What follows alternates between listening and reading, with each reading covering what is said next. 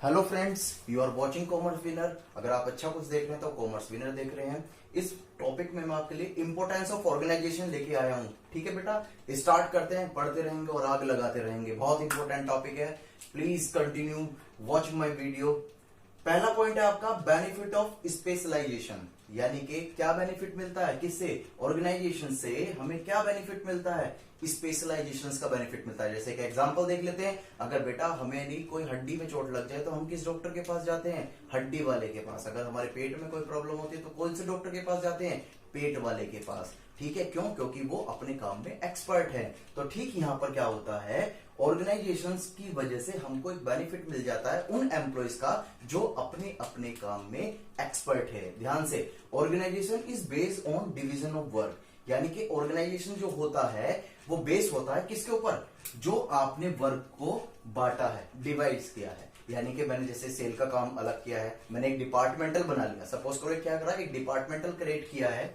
एक बिल्डिंग है, ये डिपार्टमेंटल है, इसमें किड्स के क्लॉथ्स हैं, इसमें फीमेल के, इसमें मेल के, और यहाँ पर जो है आपके ब्राइडल्स या ग्रूम के, यानी कि जो दूल्हा होता है दुल्हन होता है उसके। तो यहाँ पर जो बच्चों के जो यानी कि जो बच्चों के कपड़ों के एक्सपर्ट एम्प्लॉय होंगे वो यहाँ होंगे, फीमेल के यहाँ होंगे, मेल के यहाँ होंगे, ब्राइडल के, और ये जो दूल्हा वगैरह होता है उसके यहाँ होंगे। ये बात समझ में आती है?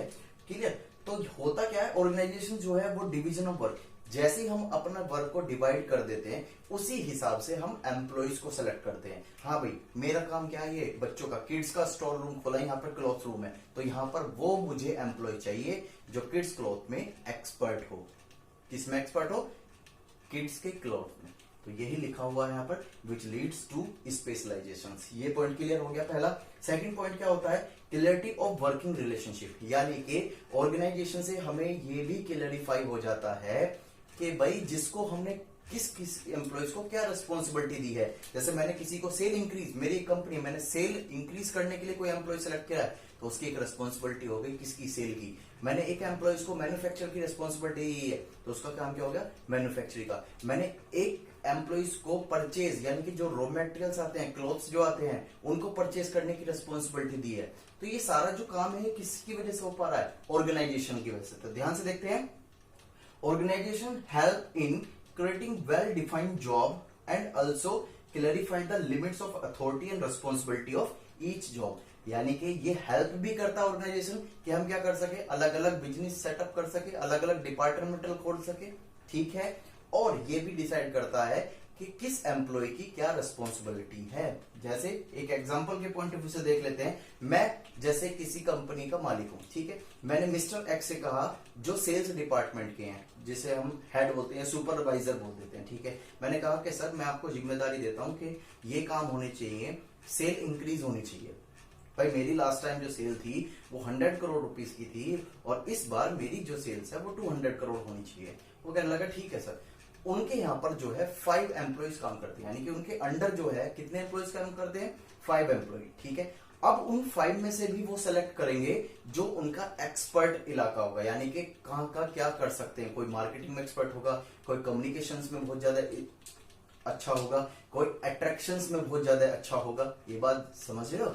ठीक है, लेकिन ऑर्गेनाइजेशन करने की वजह से जो सुपरवाइजर होता है उसे ये हेल्प मिल जाती है कि मैं किसको क्या रिस्पॉन्सिबिलिटी हुई। जैसे सपोज करो एक बंदा ऐसा एम्प्लॉय है उन सुपरवाइजर के पास जो कस्टमर को बहुत जल्दी अट्रैक्ट करता है कि हाँ हमारे गुड्स को परचेज करो। ठीक है, तो उसको क्या रिस्पॉन्सिबिलिटी दी है, उसको रिस्पॉन्सिबिलिटी दी है कि आप जो है काउंटर पर रहोगे और कस्टमर को, कोई भी कस्टमर आया, अच्छा है बुरा है, उसे क्या करोगे, उससे कम्युनिकेट करोगे, क्या करोगे, अट्रैक्ट करोगे कि हाँ आप हमारे गुड्स को परचेज करें।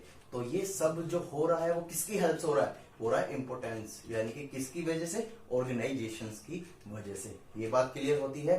Keep watching my video, please like and subscribe. अभी हम आगे करते हैं, लिखो जल्दी से। थर्ड पॉइंट आता है बेटा किसका, ऑप्टिमम यूटिलाइजेशन ऑफ रिसोर्सेज।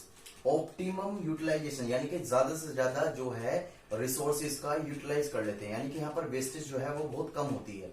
क्यों कम होती है, एक एक्सपर्ट से देख लेते हैं, एक एग्जांपल से समझते हैं, फिर पढ़ते हैं इसको। ध्यान से देखना, जैसे सपोज करो एक तो एम्प्लॉय है जो मार्कर को क्या करता है, मैन्युफैक्चर करता है। ठीक है, और एक मैं हूं जो बस पढ़ाता हूं। ठीक, अब मुझसे कोई कहे कि सर आपको जो है मार्कर बनाना है ठीक है, मैं क्या काम करूंगा, मशीन के पास गया, मैंने जो इसमें इक्विपमेंट्स जो मटेरियल्स डाले जाते हैं वो डाले, ठीक है। और भी इसमें बहुत सारे काम ऐसे करने पड़ते थे, टेम्परेचर सेट करने पड़ते थे, लेकिन मैं नहीं कर पाया क्योंकि मुझे नॉलेज नहीं है, क्योंकि मैं इस काम में एक्सपर्ट नहीं हूं। अब यही वर्क किसको दिया गया, ये एम्प्लॉय को दिया गया, ठीक है, किसको दिया गया, एम्प्लॉय को।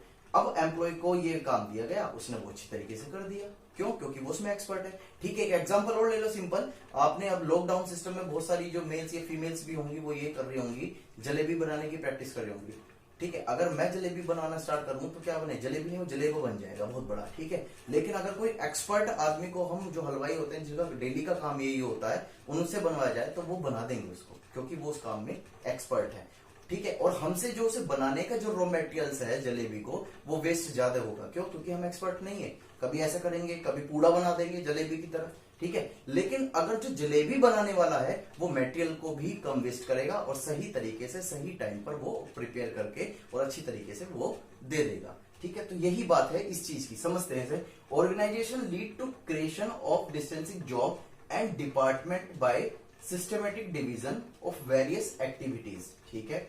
यानी कि क्या काम करता है, जो ऑर्गेनाइजेशन होता है वो लीड करता है इस तरह की जॉब या डिपार्टमेंटल क्रिएट करा जाता है, जहां पर अलग अलग तरीका बांट दिया जाता है, जिसमें सिस्टमेटिक वर्क किया जाता है।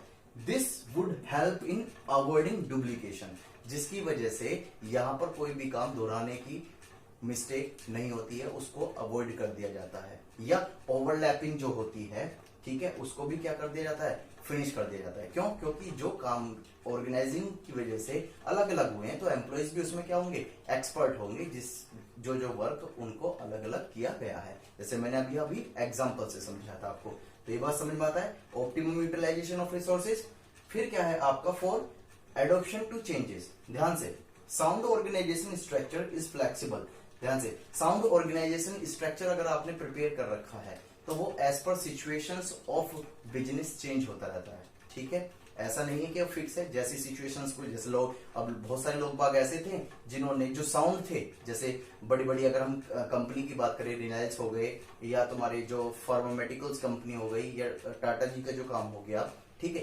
तो इसमें जो है हमें इस तरह की भी स्कीम प्रिपेयर कर रखी है कि लॉकडाउन अगर लंबे समय तक चलेगा तो उसे हम किस तरीके से डील करना है, ये बात समझ में आती है। लेकिन कुछ बिजनेसमैन ऐसे हैं जिन्होंने ये प्रिपरेशंस नहीं कर रखी।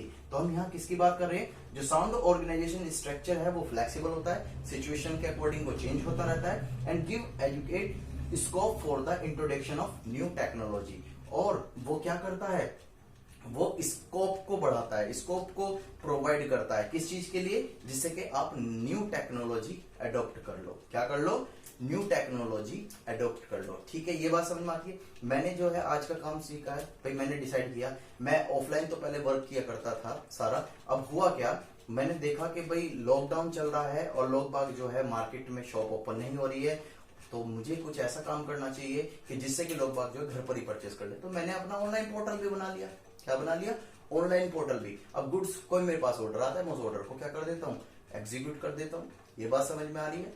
कुछ होटल्स ऐसे हैं जो होम डिलीवरी दे रहे हैं, तो उनके होटल चल रहे हैं, लेकिन कुछ होटल ऐसे हैं जो होम डिलीवरी देना ही नहीं चाहते, तो वो होटल क्या है, बंद पड़े हुए हैं। ये बात समझ में आती है।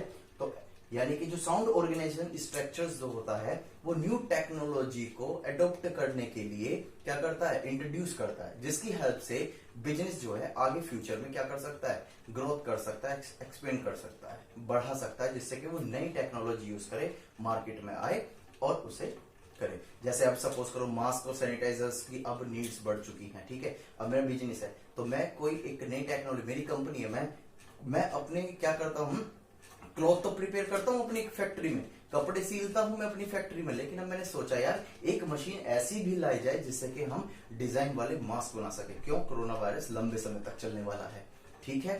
तो ये भी क्या हो गया, ये भी क्यों कर पा रहे हैं, ये हो गया आपका ऑर्गेनाइजेशन की वजह से। ये बात समझ में आती है। तो ये थे आपके 4 पॉइंट, और भी करते हैं अभी, प्लीज बने रहिए हमारी वीडियो के साथ। 5th पॉइंट है आपका इफेक्टिव एडमिनिस्ट्रेटिव, ठीक है, administration. It help the manager, ये मैनेजर की हेल्प करता है in developing job and department, यानी कि जो भी वो अपने बिजनेस में क्या करना चाहता है, कोई भी डिपार्टमेंट बनाना चाहता है या किसी को अपनी पावर क्या करता है, असाइनमेंट रिस्पॉन्सिबिलिटी ट्रांसफर करना होता है to individual and creation of reporting relationship.